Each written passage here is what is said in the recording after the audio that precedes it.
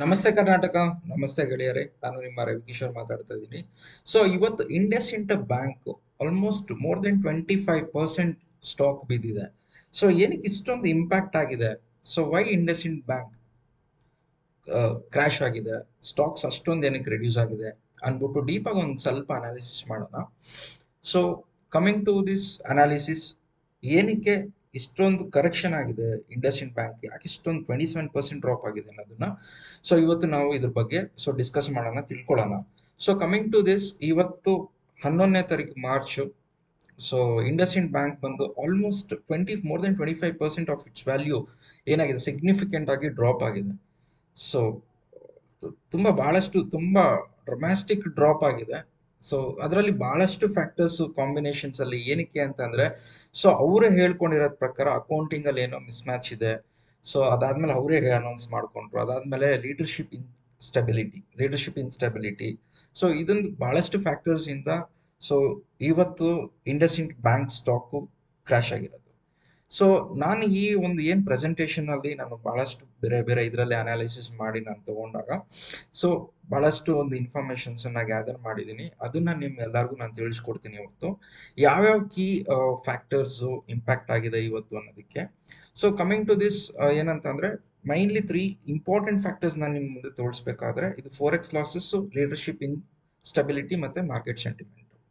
ಏನಿದು forex losses ಅಲ್ಲಿ ಅಂತಂದ್ರೆ, ಸೊ ಇವತ್ತು ಅವರು ಬ್ಯಾಂಕ್ ಅಡ್ಮಿಟ್ ಮಾಡಿ, bank has admitted to 15,800 crore hole in its forex derivative books ಅಲ್ಲಿ. ಅಂದ್ರೆ ಇಷ್ಟೊಂದು ತುಂಬಾ ಏನೋ ಅಕೌಂಟ್ಸ್ ಮಿಸ್ ಮ್ಯಾಚ್ ಆಗಿರೋದು, ಇಷ್ಟು ಇದ್ರದ್ದು ದುಡ್ಡು ಅಂತ ಹೇಳಿ. ಸೊ ಅದರಿಂದ 2.35% ಆಫ್ ಇಟ್ಸ್ ನೆಟ್ ವರ್ತ್ ಬಂದು ಇಂಪ್ಯಾಕ್ಟ್ ಆಗಿರೋದು. Okay, so this is purely because of A pure risk management. Okay, so this is because of A management ಇಂದಾನೆ ಈ ತರ ಬಹಳಷ್ಟು ಒಂದು ಇಂಪ್ಯಾಕ್ಟ್ ಆಗಿರೋದು ಇವತ್ತು ಇಂಡಸ್ ಇಂಡ್ ಬ್ಯಾಂಕ್ಗೆ. ಸೊ ಇದೇನಿದು ಫೋರೆಕ್ಸ್ ಡಿರೈವೇಟಿವ್ಸ್ ಬುಕ್ ಅಲ್ಲಿ ಅಂತ ಅಂದ್ರೆ, ಈಗ ಈ ಫಾರಿನ್ ಅಲ್ಲಿ ಏನ್ ಬಿಸ್ನೆಸ್ ಮಾಡ್ತಾರೆ, ಫಾರ್ ಎಕ್ಸಾಂಪಲ್ ನಾವು ಈಗ ರಿಲಯನ್ಸ್ ಆಗ್ಲಿ, ಅದಾನಿ ಆಗ್ಲಿ, ಬಹಳಷ್ಟು ದೊಡ್ಡ ದೊಡ್ಡ TCS ಆಗ್ಲಿ ಅಥವಾ ಟಾಟಾ ಆಗ್ಲಿ, ಈ ಒಂದು ಏನ್ ಕಂಪನೀಸ್ ಇಂಟರ್ನ್ಯಾಷನಲ್ ಮಾರ್ಕೆಟ್ಸ್ ಅಲ್ಲಿ ಏನ್ ಬಿಸ್ನೆಸ್ ಮಾಡುತ್ತಲ್ವಾ, ಸೊ ಅವ್ರು ಏನ್ ಮಾಡ್ತಾರೆ, so based on dollar price ಅವ್ರು ಲಾಕ್ ಮಾಡ್ತಾರೆ. ಲೈಕ್ 85 rupees, 86 rupees, 87 rupees ಏನಿರುತ್ತೆ, ಅವ್ರು ಏನ್ ಮಾಡ್ತಾರೆ, ಎಡ್ಜ್ ಮಾಡ್ಕೊಂಡು ಲಾಕ್ ಮಾಡ್ತಾರೆ. ಓಕೆ, ಸೊ ನಾಳೆ ನೆಕ್ಸ್ಟ್ ಮಂತ್ಗೆ ಅವ್ರು ಲಾಕ್ ಮಾಡಿದಾಗ ಸೊ ಮೇ ಬಿ ಅದು ಒಂದ್ ₹3 ಕಮ್ಮಿ ಆಯ್ತು ಅಂತ ಅಂದ್ರೂ ಕೂಡ ಸೊ ಕಂಪನಿ ಏನು ಆ, ಆ, ಅದಾನಿ ಆಗ್ಲಿ, ರಿಲಯನ್ಸ್ ಆಗ್ಲಿ, ಇಲ್ಲ ಯಾವುದೇ ಒಂದು ಟ್ರಾನ್ಸಾಕ್ಷನ್ ಮಾಡೋ ಕಂಪನಿಗಾಗ್ಲಿ ಏನು ಇಂಪ್ಯಾಕ್ಟ್ ಆಗಲ್ಲ. ಒಂದು ಇಂಪ್ಯಾಕ್ಟ್ ಏನಾಗುತ್ತೆ ಅಂತಂದ್ರೆ, ಸೊ ಈ ಏನ್ ಇಂಡಸ್ ಇಂಡ್ ಬ್ಯಾಂಕ್ ಲಾಕ್ ಮಾಡಿರ್ತಾರಲ್ಲ, ಮೇ ಬಿ ಈಗ ಒಂದು 90 rupees ಆಗೋಯ್ತು ಅಂತ ಇಟ್ಕೊಳ್ಳಿ, ಡಾಲರ್ ಪ್ರೈಸ್ ಜಾಸ್ತಿ ಆಗೋಯ್ತು ಅಂದ್ರೆ ನಮ್ಮ ರುಪಿ ವ್ಯಾಲ್ಯೂ ಕಮ್ಮಿ ಆಯ್ತು. ಸೊ ಆ ಟೈಮ್ ಅಲ್ಲಿ ಸೊ ಇಂಡಸ್ ಇಂಡ್ ಬ್ಯಾಂಕ್ ಆಗ್ಲಿ ಅಥವಾ ಇಂಥ ಬ್ಯಾಂಕ್ಗಳಿಗೆ ಇಂಪ್ಯಾಕ್ಟ್ ಆಗೋ ಚಾನ್ಸಸ್ ಬಹಳಷ್ಟು ಇರುತ್ತೆ. ಇವ್ರು ಏನ್ ಮಾಡ್ತಾರೆ, ಈವನ್ ಈ ಕಂಪನಿ ಕೂಡ ಎಡ್ಜ್ ಮಾಡ್ಕೊಳ್ತಾರೆ ಫಾರಿನ್ ಬ್ಯಾಂಕ್ಸ್ ಜೊತೆಗೆ. ಸೊ ಅದರಲ್ಲಿ ಇವ್ರೇನ್ ಹೇಳ್ತಾ ಇರೋದು ಅಂತ ಅಂದ್ರೆ, ಸೊ ಆಲ್ಮೋಸ್ಟ್ ಒಂದು ಏನು 15,800 crore, ಅದೇ ಕೆಲವೊಂದು ಅವ್ರದ್ದು ಏನು ಇಂಟರ್ನ್ಯಾಷನಲ್ ಮಾರ್ಕೆಟ್ ಟ್ರಾನ್ಸಾಕ್ಷನ್ಸ್ ಬುಕ್ ಅಲ್ಲಿ ಸೊ ಮ್ಯಾಚ್ ಆಗ್ತಾ ಇಲ್ಲ ಅಕೌಂಟ್ಸ್ ಅನ್ನೋದನ್ನೇ ಅವರು ಅನೌನ್ಸ್ ಮಾಡಿದ್ದಾರೆ. ಅವರೇ ಪ್ರೊಆಕ್ಟಿವ್ ಆಗಿ ಅನೌನ್ಸ್ ಮಾಡಿರೋದು. ಅದರಿಂದ ಅವ್ರಿಗೆ 2.35% ಅಷ್ಟು ನೆಟ್ವರ್ತ್ ಬಗ್ಗೆ ಇಂಪ್ಯಾಕ್ಟ್ ಆಗಿರೋದು. ಸೊ ಅವರು ಹೇಳಿದ್ದಾರೆ, ನಾವು ಸರಿಪಡಿಸ್ಕೊಂತೀವಿ, ಬರೀ 2.35% ಮಾತ್ರ ಓವರ್ ಆಲ್ ಇಂಪ್ಯಾಕ್ಟ್ ಆಗುತ್ತೆ, ಬಟ್ ಗೋಯಿಂಗ್ ಫಾರ್ವರ್ಡ್ ನಾವು ಇದ್ರ ಬಗ್ಗೆ ನಾವು ಒಂದು ಕಾಳಜಿ ತಗೊಂಡು ನಾವು ಇದನ್ನ ಈ ತರ ನಾವು ಮಿಸ್ ಮಾಡಲ್ಲ ಅಂತ ಅವ್ರ ಮ್ಯಾನೇಜ್ಮೆಂಟ್ ಇಂದಾನೆ ಅನೌನ್ಸ್ ಮಾಡಿದ್ದಾರೆ. Okay, so this is called A forex derivatives book ಅಂತ ಹೇಳಿ. So next, leadership instability. ಇದರಲ್ಲಿ ಅಂದ್ರೆ ಸಿಇಒ ಈಗ ಸುಮಂತ್ ಅವ್ರು ಏನಿದ್ದಾರೆ, 1 year ಎಕ್ಸ್ಟೆನ್ಷನ್ ಮಾಡಿದ್ದಾರೆ, 3 ವರ್ಷದ ಬದಲಾಗಿ. ಸೊ ಅವ್ರದ್ದು CFO resignation before Q3 results ಬರೋಕ್ಕಿಂತ ಮುಂಚೆ, ಫೈನಾನ್ಷಿಯಲ್ 2025 ಅಲ್ಲಿ. ಸೊ ಹಾಗಾಗಿ this is what the leadership instability. ಮತ್ತೆ ಅವರು ಒಂದು ಏನು ಆರ್ಗನೈಸೇಷನ್ ಅಲ್ಲಿ, ಅವರ ಬ್ಯಾಂಕ್ ಅಲ್ಲಿ ಆಗ್ಲಿ, ಸೊ ಮ್ಯಾನೇಜ್ಮೆಂಟ್ ಬಗ್ಗೆ ಅಷ್ಟೊಂದು ನಂಬಿಕೆ ಹುಟ್ಟಿಲ್ಲ. ಸೊ ಹಾಗಾಗಿ ಬಹಳಷ್ಟು ಜನ ಏನು ಫಾರಿನ್ ಇನ್ವೆಸ್ಟ್ಮೆಂಟ್ಸ್ ಆಗ್ಲಿ, ಬಹಳಷ್ಟು ಜನ ಇದರಿಂದ ಆಚೆ ಬಂದಿದ್ದಾರೆ. ಯಾಕೆಂದ್ರೆ ಅವ್ರ ಅಕೌಂಟ್ ಲೆಡ್ಜರ್ ಅನ್ನೇ ಕರೆಕ್ಟ್ ಆಗಿ ಪ್ರಾಪರ್ ಆಗಿ ಮ್ಯಾನೇಜ್ ಮಾಡಿಲ್ಲ ಅಂತಂದ್ರೆ ಯಾವ ಇನ್ವೆಸ್ಟರ್ಸ್ಗೂ ನಂಬಿಕೆ ಬರಲ್ಲ ಆ ಕಂಪನಿ ಅಥವಾ ಬ್ಯಾಂಕ್ ಮೇಲೆ ಇನ್ವೆಸ್ಟ್ ಮಾಡ್ಲಿಕ್ಕೆ ಸ್ಟಾಕ್ ಅಲ್ಲಿ. ಹಾಗಾಗಿ ಇಷ್ಟೊಂದು ದೊಡ್ಡ ಕ್ರ್ಯಾಶ್ ಆಗಿದೆ. ನೆಕ್ಸ್ಟ್ ಇನ್ನೊಂದು ಏನಂದ್ರೆ ಮಾರ್ಕೆಟ್ ಸೆಂಟಿಮೆಂಟ್. ಈಗ ನಮ್ಗೆಲ್ಲರಿಗೂ ಗೊತ್ತಿರೋ ಪ್ರಕಾರ it's in a negative market sentiment. ಹಾಗಾಗಿ ಟೆಕ್ನಿಕಲ್ ಆಗಿ ಕೂಡ ಫ್ಯಾಕ್ಟರ್ ಕನ್ಸಿಡರ್ ಮಾಡಿದಾಗ ಸೊ ಶಾರ್ಪ್ ಆಗಿ ಸ್ಟಾಕ್ ಡಿಕ್ಲೈನ್ ಆಗಿದೆ. ಸೊ ಫಂಡಮೆಂಟಲ್ ಆಗಿ ಪ್ರಾಬ್ಲಮ್ ಆಗಿದೆ, ಮ್ಯಾನೇಜ್ಮೆಂಟ್ ಇಶ್ಯೂಸ್ ಆಗಿದೆ, ಪ್ಲಸ್ ಈಗಿರೋ ಮಾರ್ಕೆಟ್ ನೆಗೆಟಿವ್ ಸೆಂಟಿಮೆಂಟಲ್ಸ್ ಕೂಡ as per technical factor correct ತಗೊಂಡ್ರು ಕೂಡ ಸೊ ಏನು ಸ್ಟಾಕ್ ಶಾರ್ಪ್ ಆಗಿ ಡಿಕ್ಲೈನ್ ಆಗಿದೆ. So this is the 3 major key factors for correcting 27% today in IndusInd bank ಅಂತ ನಾವು ತಿಳ್ಕೊಬಹುದು ಇದರಿಂದ.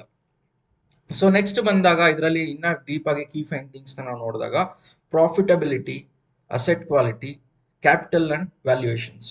ಇದರಲ್ಲಿ ನೆಟ್ ಪ್ರಾಫಿಟ್ ಡಿಕ್ಲೈನ್ ಬಂದು almost 39% profit down year on year, ಅಂದ್ರೆ which is 1402 crores.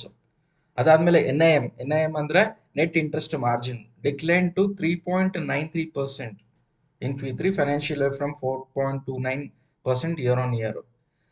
Return ratios ನೋಡಿದಾಗ ROE, return on equity, drop to 11.11% TTM versus 15% in financial year 2024.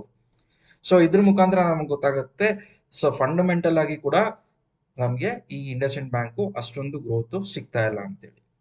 Okay, and coming to next slide, ಇದರಲ್ಲಿ ಏನಂದ್ರೆ future ಮತ್ತೆ outlook ನೋಡಿದಾಗ so near term challenges ಏನಿದೆ, micro finance stress 9% of loans likely to persist till Q1 financial year 26, leadership uncertainty affecting strategic decisions, ಇದನ್ನೇ ಹೇಳ್ತಿರೋದು. ಅದಾದ್ಮೇಲೆ growth drivers ಏನ್ ನೋಡ್ಬೇಕು ಅಂದ್ರೆ ಡಿಜಿಟಲ್ ಬ್ಯಾಂಕಿಂಗ್ ಎಕ್ಸ್ಪೆನ್ಷನ್, ಅದಾದ್ಮೇಲೆ loan growth target of 15 to 16% post micro finance stabilisation. So ಇದನ್ನ ನಾವು future ಮತ್ತೆ ಔಟ್ಲುಕ್ ನೋಡಿದಾಗ so this are the factors ನಾವು ಕನ್ಸಿಡರ್ ಮಾಡ್ಕೋಬಹುದು. Okay, so next coming to mutual funds holding. ಇವತ್ತು ಮ್ಯೂಚುವಲ್ ಫಂಡ್ಸ್ ಏನ್ hold ಮಾಡಿದ್ದಾರೆ IndusInd bank, it is one of the biggest bank. ಈ ಇಂಡಸ್ಇಂಡ್ ಬ್ಯಾಂಕ್ ಅಲ್ಲಿ ಯಾವ್ಯಾವ ಮ್ಯೂಚುವಲ್ ಫಂಡ್ಸ್ ಇನ್ವೆಸ್ಟ್ ಮಾಡಿದ್ದಾರೆ, ಅವ್ರಿಗೆ ಎಷ್ಟು ಎಫೆಕ್ಟ್ ಆಗಿದೆ ಅನ್ನೋದು ಒಂದು ಸ್ಮಾಲ್ ಡೀಟೇಲ್ ಆಗಿ ತಿಳ್ಕೊಳ್ಳೋಣ. ಸೊ ಈ mutual fund holdings in IndusInd bank have lost over 6,000 crore after the stock plunged 20% on March 11th, which is more than 20%. ನಾನು ಮಾರ್ಕೆಟ್ ಸ್ಟಾರ್ಟ್ ಆದಾಗ ಕೂಡ ನಾನು ಇದ್ರ ಬಗ್ಗೆ ಅನಾಲಿಸಿಸ್ ಮಾಡ್ತಾ ಇದ್ದೆ. So by end of the day it corrected 27%. So ಅದಾದ್ಮೇಲೆ significant holders ಯಾರ್ಯಾರು ಇದ್ರ ತುಂಬಾ ಬಹಳ ಜಾಸ್ತಿ ಹೋಲ್ಡಿಂಗ್ ಇಂಡಸ್ಇಂಡ್ ಬ್ಯಾಂಕ್ ಶೇರ್ಸ್ ನ ಹೋಲ್ಡ್ ಮಾಡಿದ್ದು ಅಂತಂದ್ರೆ ಸೊ ಇದು ICICI Prudential mutual funds, HDFC mutual funds, SBI mutual funds ತುಂಬಾ ಬಹಳ ದೊಡ್ಡ ಮಟ್ಟದಲ್ಲಿ ಇಂಡಸ್ಇಂಡ್ ಬ್ಯಾಂಕ್ ಶೇರ್ಸ್ ಅನ್ನ ಹೋಲ್ಡ್ ಮಾಡಿದ್ರು. So and again coming to investment impact ಏನಂದ್ರೆ so decline in IndusInd Bank share price significantly impacted the value of mutual fund holdings in the bank. So next same ಅದೇ ತರನೇ almost 6,000 crore being wiped out. Okay, so next ಇದ್ರಲ್ಲಿ ಬಂದಾಗ so mutual funds ಏನು take it has IndusInd Bank stock plunges ಅಲ್ಲಿ current ಮತ್ತೆ as of Feb ಪ್ರತಿಯೊಂದು mutual funds ನಾವು ಏನ್ ಕಂಪನೀಸ್ ನೋಡ್ತಾ ಇದೀವಿ, ನೀವೇ ನೋಡ್ಬೋದು ಗ್ರಾಫ್ ಅಲ್ಲಿ ಎಷ್ಟು ರಿಡಕ್ಷನ್ಸ್ ಆಗಿದೆ ಅಂತ. ನನ್ನ ಪ್ರಕಾರ ಇವತ್ತು ಆಲ್ಮೋಸ್ಟ್ 80,000 crores ಈ ಮ್ಯೂಚುವಲ್ ಫಂಡ್ಸ್ ಇಂದ ತುಂಬಾ ಬಹಳಷ್ಟು ಇಂಪ್ಯಾಕ್ಟ್ ಆಗಿದೆ ಇವ್ರಿಗೆ. ಸೊ ಇದ್ರ ಮುಖಾಂತರ ನಾವು ಏನ್ ರೆಕಮೆಂಡೇಶನ್ಸ್, ತುಂಬಾ ಕಾಶಿಯಸ್ ಆಗಿರಿ ಶಾರ್ಟ್ ಟರ್ಮ್ ಅಲ್ಲಿ. ಲಾಂಗ್ ಟರ್ಮ್ ಆಪರ್ಚುನಿಟೀಸ್ ನೀವು ಕನ್ಸಿಡರ್ ಮಾಡಿ. As I telling you NIM recovery improve ಆಗ್ಬೋದು, ಮತ್ತೆ ಮೈಕ್ರೋ ಫೈನಾನ್ಸ್ ಆಯ್ತಾ, ಈ ತರ ಬಹಳಷ್ಟು ನಾವು ಏನ್ ಔಟ್ಲುಕ್ ಫಾರ್ ಫ್ಯೂಚರ್ ಗ್ರೋತ್ ನೋಡಿದ್ವಿ ಅದನ್ನ ನಾವು ಒಂದು ಮೈಂಡ್ ಅಲ್ಲಿ ಇಟ್ಕೋಬೇಕು. ಮತ್ತೆ ನಾವು ಮಾನಿಟರ್ ಮಾಡಬೇಕು Q4 ಮತ್ತೆ financial year 2025 key insights on asset quality trends and forex adjustments ಹೆಂಗ್ ಮಾಡ್ತಾರೆ ಅವ್ರ ಇಂಟರ್ನ್ಯಾಷನಲ್ ಮಾರ್ಕೆಟ್ಸ್, ಇದನ್ನ ಕೂಡ ನಾವು ಬಹಳಷ್ಟು ಗಮನದಲ್ಲಿ ಇಟ್ಕೊಬೇಕು ಇದಕ್ಕೆ. ಅಂಡ್ ಇದು ಪ್ಯೂರ್ಲಿ ಏನಂತ ಅಂದ್ರೆ this is not anything like recommendation, ಆತರ ಏನೂ ಇಲ್ಲ. This is only for the information R educational purpose. ಇದು ನಮ್ಮ ಕಡೆಯಿಂದ ಯಾವುದೇ ರೀತಿಯಾದ ಇನ್ವೆಸ್ಟ್ಮೆಂಟ್ ಗೈಡೆನ್ಸ್ ಆಗಲಿ ಆತರ ಯಾವುದೂ ನಿಮಗೆ ಸಿಗೋದಿಲ್ಲ anything in any financial investment sectors ಅಲ್ಲಿ. Okay, again coming to summary, ನಮ್ಗೆ ಇದು ಓವರ್ ಆಲ್ ಆಗಿ ಏನ್ ಗೊತ್ತಾಯ್ತು, ಇಂಡಸ್ಇಂಡ್ ಬ್ಯಾಂಕ್ ಸ್ಟಾಕ್ ಕರೆಕ್ಷನ್ ಆಗಿದೆ. Concerns regarding to governance and risk management ಬಹಳ ಪೂರ್ ಆಗಿದೆ. ಅವ್ರ ಮ್ಯಾನೇಜ್ಮೆಂಟ್ಸ್ ನ ಅವರು ಸರಿ ಮಾಡ್ಕೋಬೇಕು.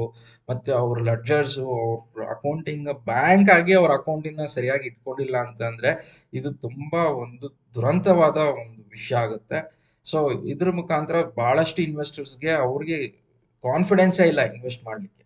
ಓಕೆ, ಸೊ ಅದಾದ ನಂತರ ಫಂಡಮೆಂಟಲಿ ಏನಾಗಿದೆ, undervalued position, investor confidence remains shaky, ಅದನ್ನ ಹೇಳಿದ್ ನಿಮ್ಗೆ. ಓಕೆ, ಸೊ ನಾವು ಮೈನ್ ಆಗಿ investor should proceed with caution in a short term and monitor the bank progress on resolving key issues. ನಾವೇನೇನು key issues ನೋಡಿದ್ವಿ ಇದನ್ನೆಲ್ಲ ನಾವು ಗಮನದಲ್ಲಿ ಇಟ್ಕೊಂಡು ನಾವು ತುಂಬಾ ಕ್ಲೋಸ್ ಆಗಿ ಅಬ್ಸರ್ವ್ ಮಾಡಬೇಕಾಗತ್ತೆ, including 4x losses and leadership stability. ನಾವು ಲೀಡರ್ಶಿಪ್ ಈಗೇನು ನಾವು ಈ CEO ಏನು ಹೇಳಿದ್ವಲ್ಲ, ಸೊ ಅವ್ರು ಯಾವ ತರ ಯಾರು ಕೊಡ್ತಾರೆ, ಈ ಮುಂದೆ ಹೆಂಗಾಗತ್ತೆ, ಸೊ ಅವೆಲ್ಲ ನಾವು ಗಮನದಲ್ಲಿ ಇಟ್ಕೊಂಡು ಅಬ್ಸರ್ವ್ ಮಾಡಬೇಕು. ಇದ್ರ ಬಗ್ಗೆ ನಾವು ಇನ್ವೆಸ್ಟ್ ಮಾಡ್ಲಿಕ್ಕಿಂತ ಮುಂಚೆ ಅನಾಲಿಸಿಸ್ ಮಾಡಬೇಕಾಗತ್ತೆ.